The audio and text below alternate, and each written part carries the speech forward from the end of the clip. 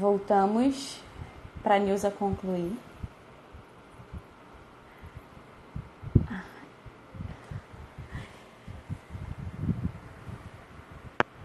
Ei, Gleice.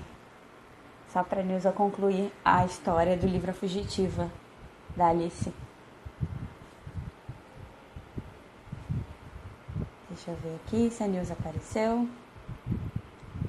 Beleza.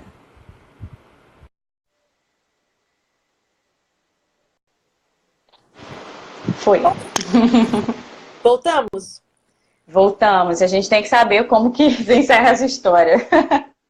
Bom, essa história se encerra da seguinte forma.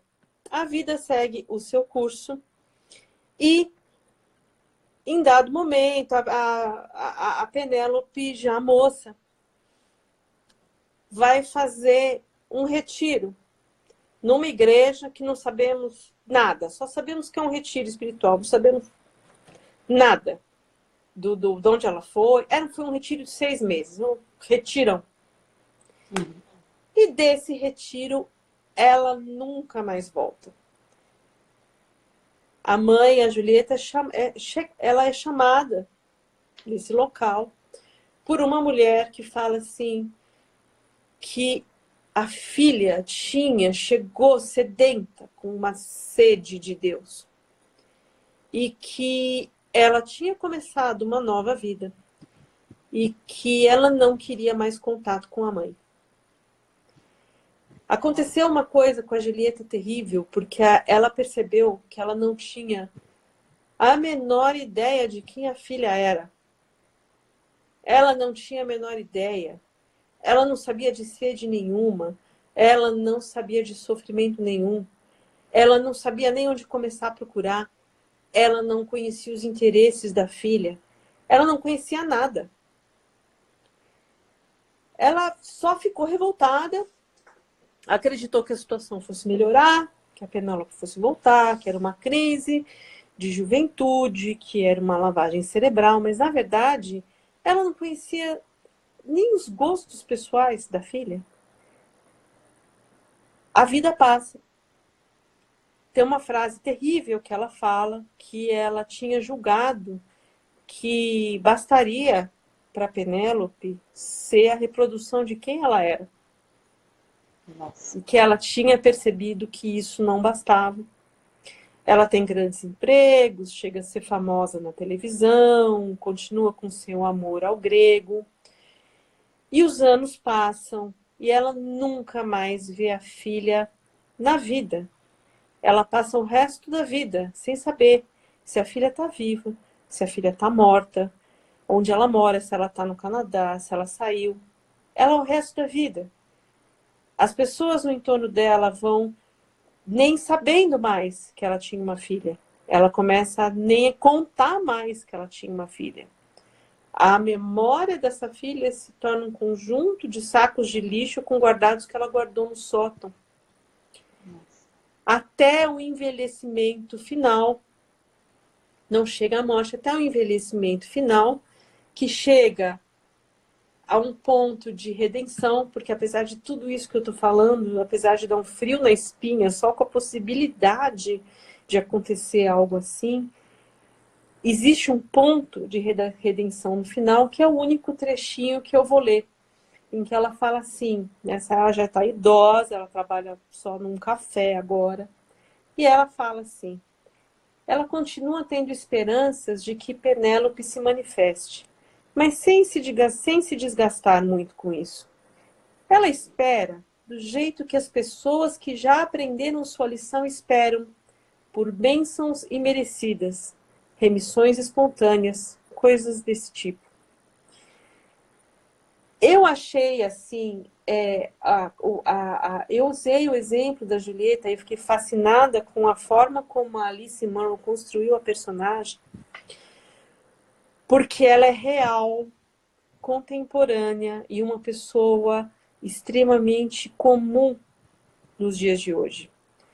Porque se a gente entender o amor à afeição só dentro do estereótipo da senhora Fide, a gente vai pensar num estereótipo que necessariamente não vai mais corresponder a uma pessoa da classe média paulistana, carioca, de Belo Horizonte, que já vive em outros termos, não é? Quando o Lewis escreveu esse livro, ele não viveu numa época em que havia já gerações de pessoas criadas num total vazio espiritual. E hoje nós já temos pessoas de terceira, quarta geração criadas num total desconhecimento das coisas. E eu achei justamente a Julieta um sinal assim de como a afeição deturpada também funcionou, também se caracterizou para ela, porque ela tinha um gravíssimo sentimento de posse. Esse gravíssimo sentimento de posse despersonalizou totalmente. Ela perdeu a filha. Existiu um rompimento irreversível que não tinha mais o que fazer. E ela sequer tinha a memória do passado porque ela mal conhecia a menina que ela criou. Ela tinha lá o espelho de uma pessoa que ela pegou e enfiou na escola, inclusive interna, para ficar 24 horas por dia, que ela não sabia nada. E o único contato, ela só soube que a Penélope estava viva. E esse é um detalhe bem curioso. Ela só soube porque calhou que ela encontrou uma amiga de infância da Penélope, que falou assim: poxa, acabei de encontrar acidentalmente a sua filha em 5 filhos. Penélope, foi isso que ela soube. Penélope tinha 5 filhos. Nossa. Que ela não conheceu, não sabia quem eram, não sabia sequer que existiam. E é terrível. Eu achei a circunstância terrível. A personagem terrível, mas ao mesmo tempo assim comovente. Eu fiquei triste por ela, mas um sinal de alerta, uma coisa assim, olha, cuidado, né? Cuidado com o que você está fazendo. E cuidado com com esse vazio, com esse fosso espiritual, com essa falta absoluta de fé que alimenta a vida das pessoas hoje. Essa sede, essa comporta vai romper. E ela vai romper e vai chegar em algum lugar. E isso é o inferno. É o inferno na Terra, né? Essa ausência completa de amor, essa coisa terrível, esse divórcio entre as pessoas que precisariam amar uma às outras, é uma coisa terrível. Então, hoje a gente vê, por exemplo, a Julieta podia ser uma jornalista da Folha de São Paulo, podia ser uma atriz da Globo, podia ser uma cientista, podia ser até em alguns aspectos uma socialite, porque hoje também a mulher pode ser uma socialite que não trabalha fora e ser uma cínica completa. Não tem diferença nenhuma. Mas isso vai desaguar em algum lugar. Porque o nosso espírito tem sede de Deus, mesmo que a gente não saiba que tem De transcender. sede de transcender. Então, assim, por exemplo, quando fazem assim esse tipo de deboche, como fizeram assim no programa da Netflix, que eu não vou dizer o nome para não dar ibope para o programa, além do profundo desrespeito, que foi um profundo desrespeito, eu não sei o que é pior, se é o profundo desrespeito ou se pensar que para uma série de pessoas que apreciaram, não conseguem ver diferença entre aquilo e fazer, por exemplo, uma piada com uma personagem da mitologia grega, como Hércules, por exemplo. Não conseguem perceber a diferença. E, no entanto, a diferença existe. E essas pessoas, que são muitas, porque o programa bombou, foi o programa produzido mais visto pela Netflix, foi esse. Foi o mais assistido de todos da rede brasileira.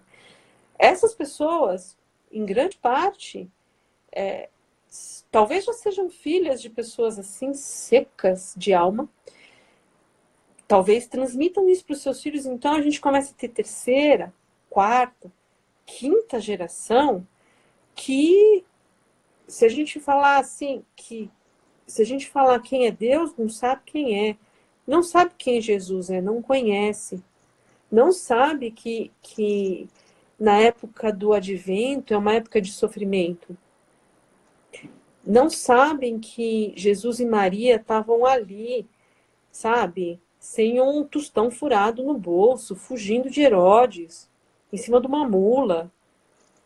Estavam fugindo numa época em que se queria matar os primogênitos, como hoje todos os países querem legalizar a matança das crianças pelo aborto, e a fuga continua, e o deboche continua, e a secura da alma continua profundamente. E a história da Julieta eu achei fabulosa, e até assim, fiquei com esperança pela pitada de redenção no final, porque ela é uma história invertida. Ela não é a história da filha rebelde de uma mãe controladora, castradora. Ela é exatamente o oposto. Ela é uma filha largada que não foi amada o suficiente, não foi conhecida, que tinha sede de Deus e não teve nada. Tinha sede da família e não teve nada. E isso causou um rompimento tão profundo que sequer convivência com a mãe ela conseguiu manter, sequer uma ligação telefônica por ano. E é o retrato do nosso tempo. É uma espécie de senhora Fídias inversas. Porque de uma forma ou de outra, essa falta de amor, essa possessividade que transforma as pessoas nesses estranhos mal amados, resulta nesse fosso, nessa tristeza e nessa tragédia. Era isso, minha flor. Tá bom? Gente, tá ótimo. Olha, sensacional, meninas. Quem quiser, o livro é A Fugitiva, né, Nilza? É A Fugitiva, editora Biblioteca Azul. É um livro de contos. Alice Munro não escreve romances, ela escreve contos. É uma literatura contemporânea, uma linguagem assim, muito fácil de ler, não é uma linguagem rebuscada, os diálogos são muito diretos, são muito claros, mas eu acredito que seja importante para todas nós, ou que seja, sabe, que ajude a gente, juntamente com os clássicos, compreender as personagens do nosso tempo também. E a literatura contemporânea, junto com a literatura clássica, pode ajudar a gente a ter assim essa visão mais abrangente, até para tentar limpar dentro da gente mesmo características que quer queira, quer não queira, a gente tem, porque é o nosso tempo, a nossa época, e a gente tem esses defeitos. E a gente pode aprender com essas pessoas a ser melhor. Com certeza. Eu vou aqui encerrar dizendo que eu desejo, assim, todo o sucesso do mundo para a PUC, para a Laís. São umas duas lindas, maravilhosas, absolutamente lindas juntas. Eu tenho certeza que elas vão fazer um trabalho impecável, maravilhoso. Participar de um clube do livro é uma coisa muito boa. Ninguém que falou aqui, sabe, aqui não temos assim doutas nem intelectuais, não temos nada disso. A gente é gente comum, falando de personagens, de gente, de livro, de melhorar de vida, de amor a Deus. E todas as pessoas aqui têm condições de falar o que pensa. E eu tenho certeza que a PUC e a Thaís a Laís, falei errado, mas é a Laís, que as duas vão ser muito capazes de fazer um trabalho primoroso, aprenderam com a Camila, são filhotinhas dela também. Eu tenho certeza que vai dar muito certo, rezo muito para que vocês tenham muito sucesso. Obrigada, Nilza. Olha, que maravilha ter você aqui. Muito obrigada por ter aceitado o nosso convite. E é isso, meninas. Um beijo para todas vocês. Assistam, reassistam a live, vai ficar por 24 horas aí, tá bom? Tchau, tchau. Beijo, Tchau, Nilza. tchau.